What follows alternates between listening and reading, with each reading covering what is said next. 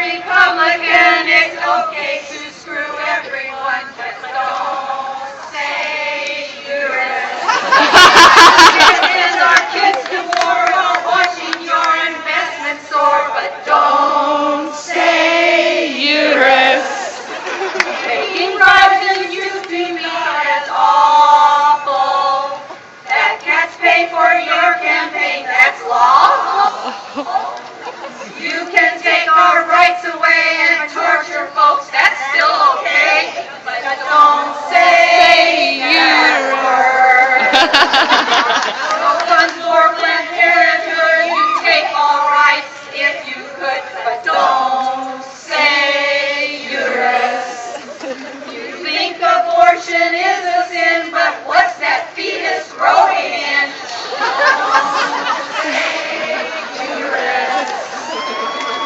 Can't get away with bloody torture.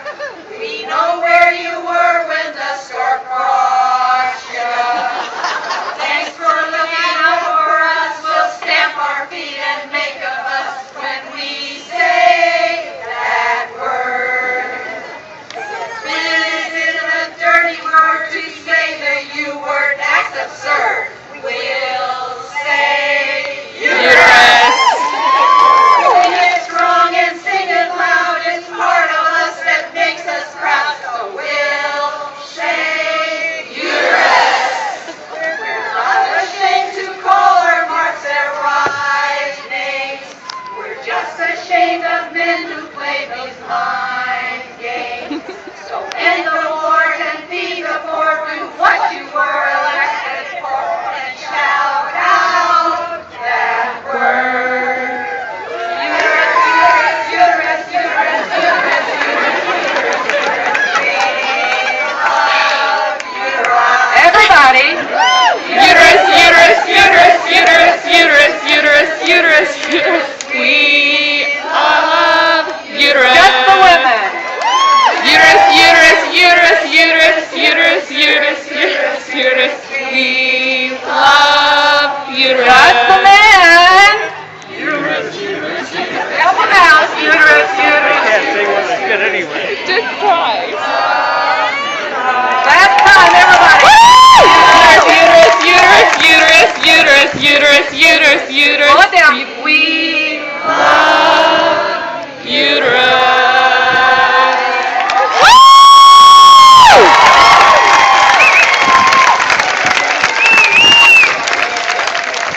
Thank you all. Thank you all. We love you too. The Raging Grannies love all of you all.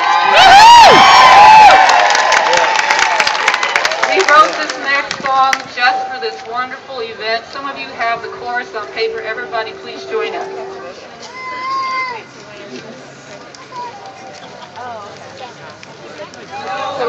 This getting right would be an easy road. People tell us little girls you're getting way too old. Go back home and try out knitting little baby clothes. Raging grannies say, oh no! Glory, glory, hallelujah. Don't you let the old girl fool ya. When our most smart and strong entitled to a choice, for this we raise our voice. It wasn't all that long ago that women did not vote. The suffragists protested this and now we all can vote. But then they changed the voting district, parents demonstrate, Raging grannies say no way. Glory, glory, hallelujah. Don't you let the old guard fool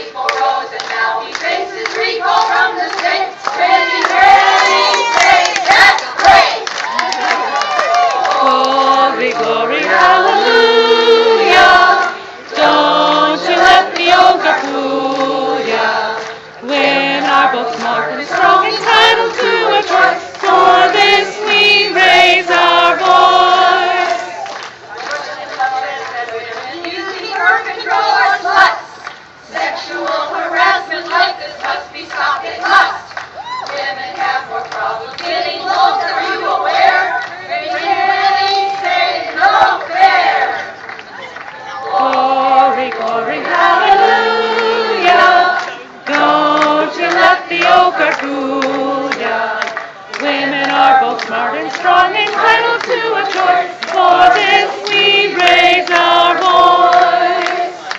Why are contraception rights decided by the men? Like women are their property, the way it was back then. What if women told the men how they will procreate? Strange grannies say, can't wait. Glory, glory, hallelujah. Don't you let the old guard fool ya. Women are both smart and strong, entitled to a choice. For this we raise our voice. If the men were told that Viagra is so wrong, then the male-deciders would sing a different song. Women do not want to take away their choice, now do we? Raging grannies say, have your way. Glory, glory, hallelujah. Don't you let the old guard fool ya. Women are both smart and strong, entitled to a choice. For this we raise our voice. Some folks say the raging grannies all should be ashamed. Why don't you just make them when they can play the girl game? You raging grannies are true, you cannot make them play. We say, be afraid.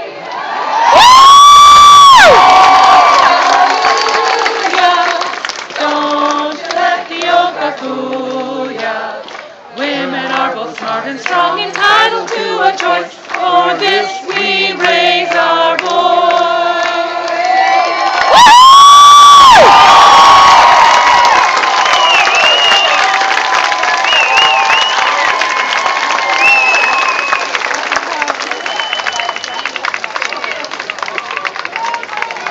I'm hoping the camera's getting Thank you. Another round of applause for the Raging Grannies of Portland. Let's hear it for them.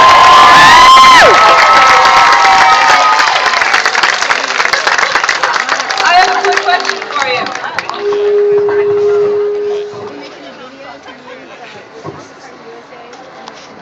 Thank you. How many here came on a bus? You all know that those buses were brought to you by the unions, right? Yeah? We've got a lot of incredible union activism out here, and they have been our biggest supporters.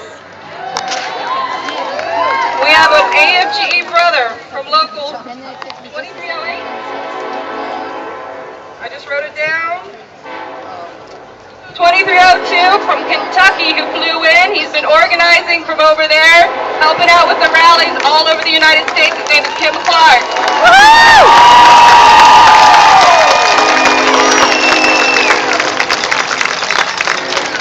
Speaking of unions, it is a distinct honor for me to present our next speaker. Following his service in the Air Force, Tom joined IAFF Local 43, Portland Firefighters Association.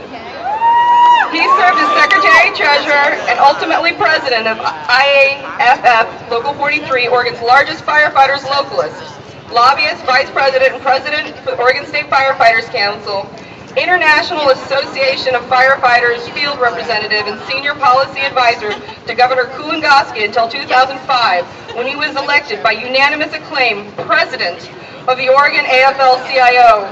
He represents the Western states on the National AFL-CIO Executive Council. Please join me in giving a very warm welcome to AFL-CIO Oregon President Tom Chamberlain.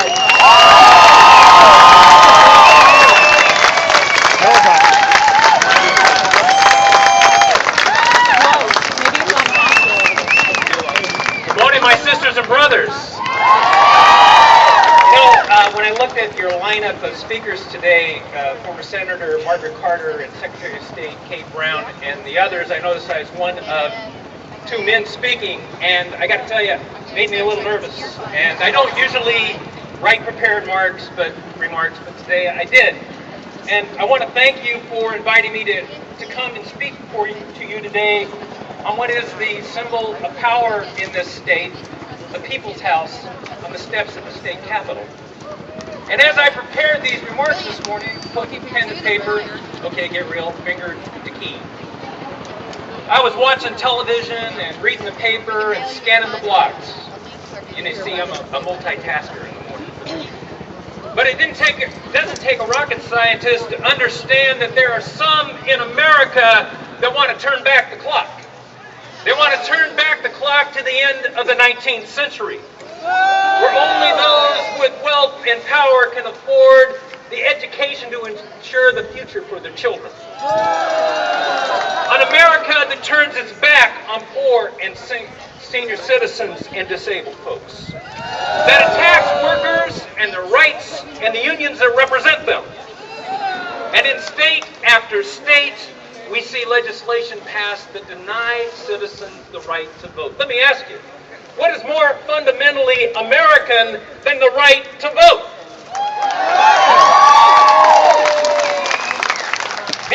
These attacks are designed to do two things. One, move on a corporate agenda forward. A corporate agenda that picks our pockets to give to those who have wealth and power. And two, to remove all political forces, any hurdle, any obstruction in their path to the implementation of that corporate agenda. And I get it. You deny folks of color and the poor the right to vote. You silence the voice of workers. You destroy progressive groups like Acorn, and the one percenters are way down the road to success of implementing that agenda. But to achieve their vision of America, a backroom dealing an America where Congress is displaced by white men's social clubs, they have to go after the one group, the largest group, the group that votes consistently, the group that moves a progressive agenda, an agenda that cares for people, an agenda that puts people to work, an agenda that believes in fairness and equality. That would be you, my sisters. That would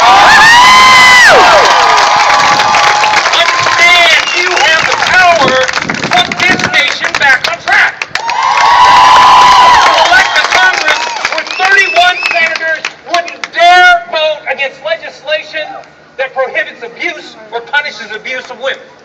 A Congress that funds education and health care. A Congress that wouldn't even breathe the word overturning equal pay for equal work. You have the power to elect sane state legislators. Believe that only women are responsible to make decisions about their bodies, not the government. You have the power to return equity, fairness, and balance to this government. A government that takes care of one another, takes care of our people, no matter what your color, no matter whether you're rich or poor, whether you're a woman or a man, whether you're gay, straight, lesbian, bi, transgendered, whether you believe in God or not. My sisters, make no mistake about it. There is a war on women. Don't believe what comes out of the lips of the Speaker of the House in Washington, D.C. There is a war. And we're seeing pitched battles in state after state after state. Pitched battles at the seat of power of our nation in Washington, D.C. And this election is a pivotal battle in that war. A war that basically could decide the future of this country, will decide the future of this country, and I dare say your fate and my fate. As in any war, there'll be those who speak about finding the middle ground. There'll be those who speak about peace. There'll be those who speak to armistice. My brothers and sisters, we will not lay down our arms until they agree to unconditional surrender. Together, we can forge a new America. But to accomplish that, we have to live and fight as if we're one. One nation, one people, one vision, one purpose. We are truly one. Let me hear you. We are one! We are One! We are One! Thank you very much.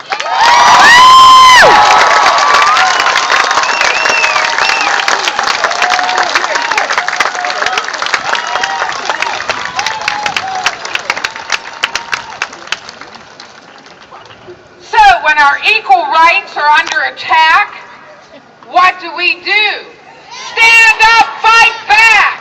So when our equal rights are under attack, what do? Stand up, fight back! So when our equal rights are under attack, what do?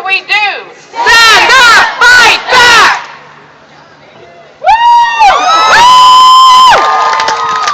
So it is my distinct pleasure this morning to introduce Mi Sun Kwon from the Oregon Commission on Women.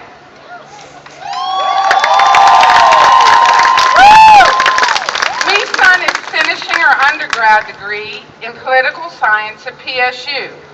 She's worked at federal and state level in many political campaigns.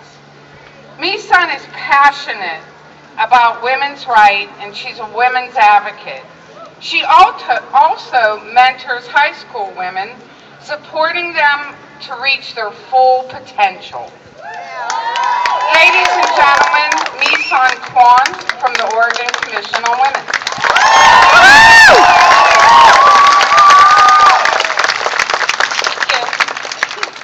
My name is Mi Sun Kwon, and on behalf of the Oregon Commission for Women, good morning, and thank you for the honor of speaking and joining you in this incredibly important effort.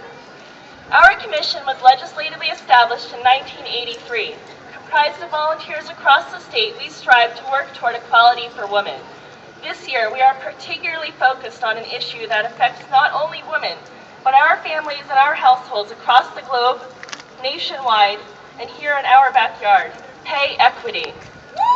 As a young minority woman, I am reminded nearly every day of how many barriers that were overcome and have shaped our democracy.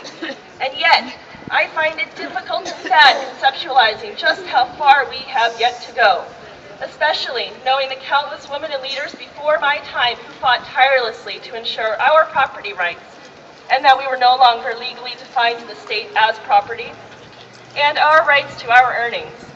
The struggle for pay equity has long been woven into America's history and our society's evolving views of fairness and justice. These statistics are daunting and bear repeating over and over until change comes. In Oregon, the median pay for a woman working full-time is $35,301 per year, while men earn $45,685. This means that for every dollar paid to men, women earn 77 cents. National statistics for women of color are equally disheartening. In 2009, African American women received 61 cents for every dollar earned by their white, non-Hispanic male counterparts. In contrast, Latinas earned 52.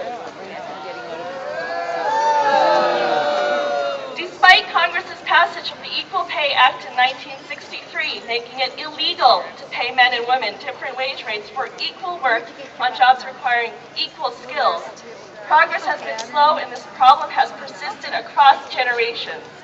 Pay equity is not an isolated individual dilemma.